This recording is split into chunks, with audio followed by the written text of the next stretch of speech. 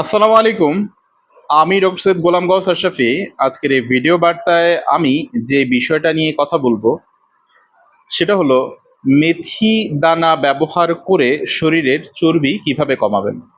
প্রসেসটা একটু আলোচনা করতেছি। 1 চা চামচ মেথি দানা 1 গ্লাস পানির সাথে রাত্রে ভেজাবেন, সকালে ঘুম থেকে উঠে পানি খাবেন, আর মেথি দানাগুলো চাইলে খাবেন, না হলে ফেলে দিবেন। কোনো পেশেন্ট যার ওয়েট একটু বেশি, সে যদি চায় ওয়েট কমানোর জন্য, তাহলে মেথি দানার ব্যবহারটা সে করতে পারে। তো যদি খুব আর্লি রেজাল্ট চান, তাহলে সেই ক্ষেত্রে এক বেলার জায়গায় 2 বেলা মেথি কন্টিনিউ করতে পারে।